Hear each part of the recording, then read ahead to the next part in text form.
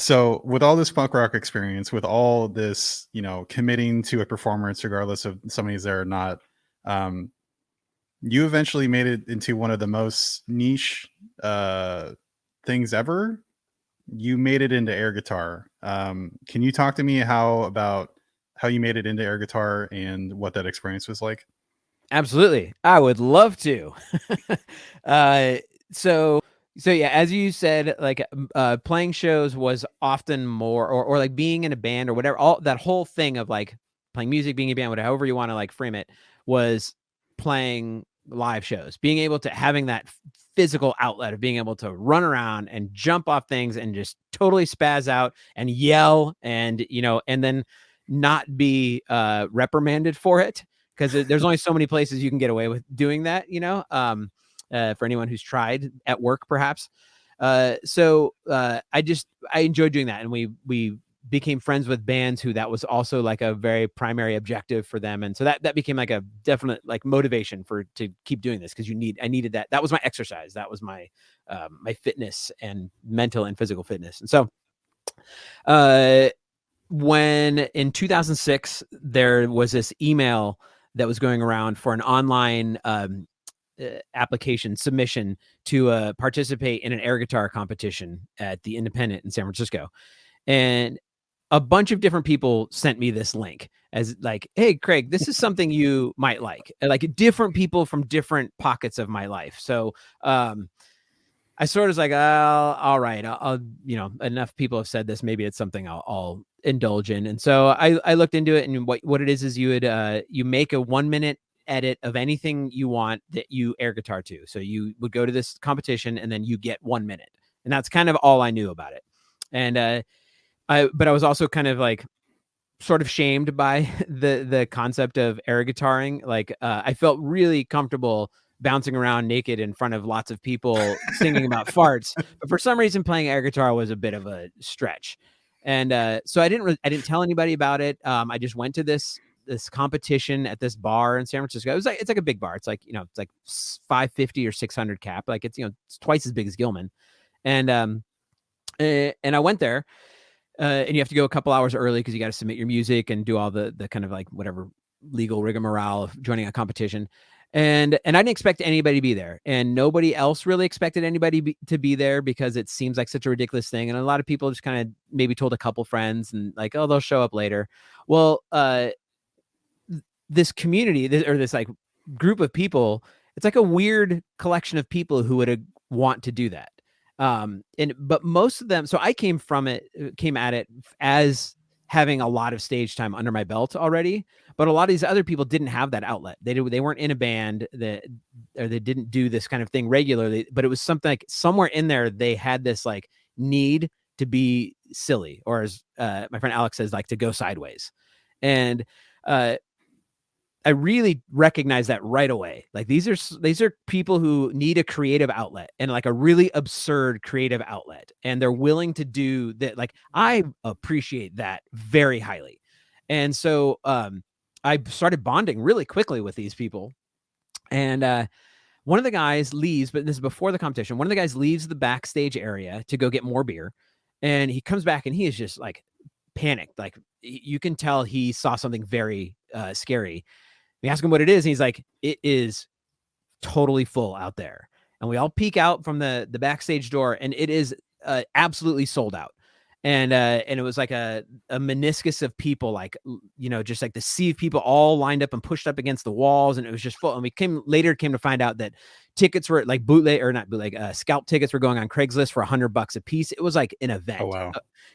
But then none of us, the people who did invite friends, they didn't buy tickets in advance. So suddenly we're all here about to perform in front of this like sold out, like pretty rabid, like loud crowd.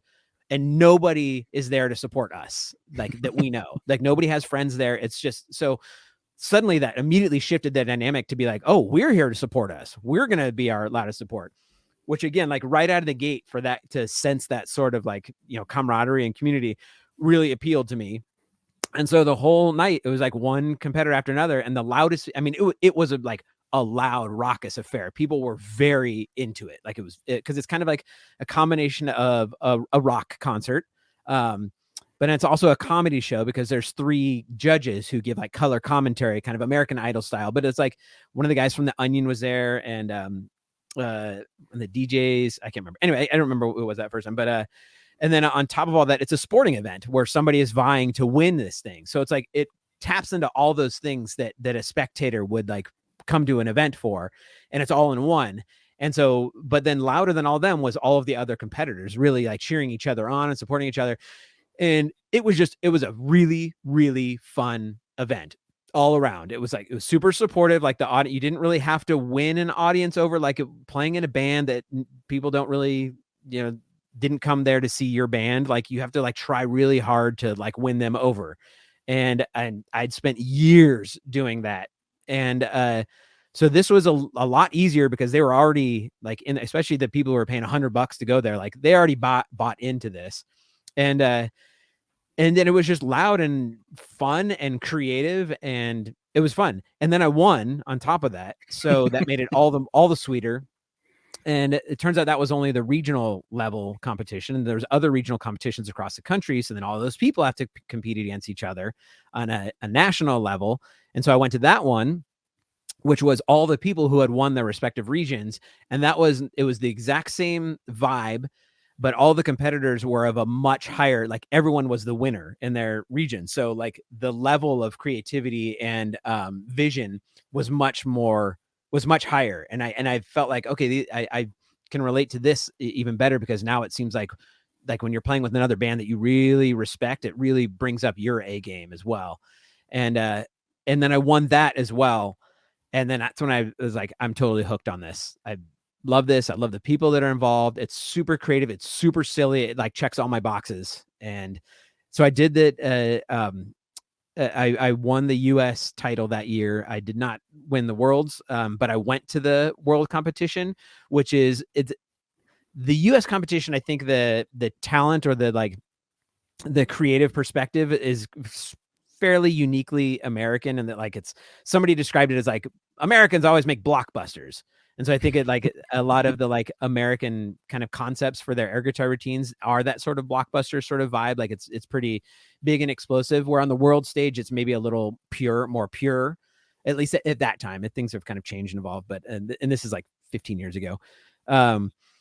So those competitors, when I got to the US stage, it wasn't quite as bombastic as like I was expecting. Like I was expecting it just be ratcheted up another level, but it wasn't. But what it was again, more boxes that really like I required at that time. Like it was an international setting of people all communicating under the premise that like we're doing something really silly in front of people and really leaning into it and enjoying it.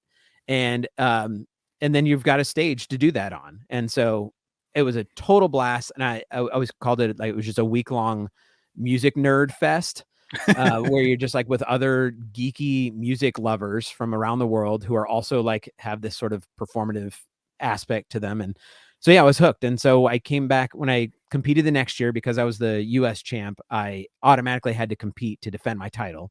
And I did not win, but I just wanted to go in there and prove that I was not just an overnight, what do you call that? A Flash in the one-trick pan. pony kind of performer. And I wanted to prove that like I was like in there and committed to like the artistry of it. And so I did, but then I was kind of hooked. So the next year came around and I competed again, because I enjoyed the competition, but then I won, and then I won the national level. So then I went to the world championships again, and then I won that. And there was no turning back at that point. And from that point on, I probably spent it was close to 10-ish years. That was like my main vocation was as a professional air guitarist.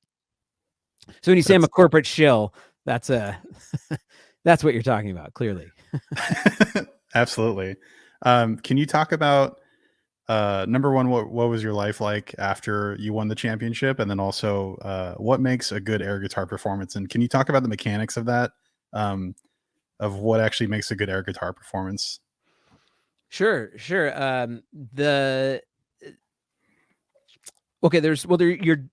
you're being in an air guitar competition and you're being judged, I mean, you're literally giving like values as to how well you do, because that's how you have to rank people.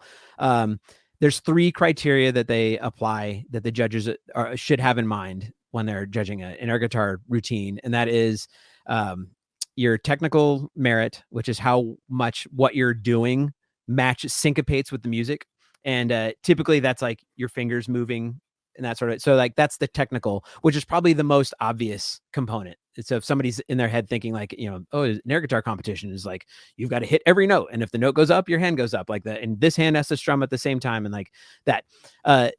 That's I came into it like I have those skills, and I could probably be most accurate, and I think that's what I thought my strength was. Then it turns out really quickly you realize like that is the least exciting part about it. Like that, I guess that gets you in the door, but like I've lost, I like very like reasonably lost against people who've never picked up a guitar, their guitar, and so that does, it plays very little. It the main thing is that your body syncopates to the music in a somehow air guitar related fashion, right? The next thing is stage presence, which is a much bigger thing because you're on a stage and you are the only one on stage, and there's not even like amps or a drum set or a mic stand. Like it is you and that entire stage. So think of in a band, like you've got this little square box you can kind of move around in, and you can kind of like, oh, well, I gotta go over towards the guitar player, make sure he doesn't hit me in the face with the headstock. Like it's very finite what you do there. But like when you are the only performer on a huge stage and you're not bound by a mic cable or a guitar cable, like pretty much the entire venue is at your disposal. So what you do with it, what you wear while you're doing that thing, like how are you acknowledging the people in the back row? Are you like, how much do you, I would say, how much do you use or abuse your environment? And so that's the other one. But then there is the third element. I'm going back into my like media mode. The je ne sais quoi of air guitar is it's called airness, and airness, like the Supreme Court judged pornography. You can't define it, but you know it when you see it. That's the thing that I think most everybody falls back on is like, if you just watch something incredible and maybe they played like half the notes, or maybe they were like so over there you didn't even see them playing the guitar, but whatever they were doing was like exciting or explosive or interesting, compelling, whatever it is, like that's called airness. And I guess it's kind of like a charisma point count for air guitar competitions. Yeah, so those are the 3 things that a judge is looking for. I was going to say, when I think about air guitar, I think about the difference between acting for a play versus being in film, where a film is very tight and close, whereas being on a play, it's big, exaggerated motions. And to me, air guitar is a play. Yeah, and somebody else kind of likened it to you don't hire if you have a martial artist in a movie, you don't necessarily hire the like martial arts teacher. You hire the person who can like make a bombastic version of that. So like maybe it's tight movements, but like it doesn't play well on a screen. So you got to do the one that he's like the really fully extended version of that, like the more gregarious, amplified version of whatever it is, and that's what it is. Like Corbett from Bobby Joe Ebola talked about that you're distilling all the very essence of rock and roll into like a performance, and you're like there for that moment. Like you don't have to play the right note, but you just have to like be there and entertain people.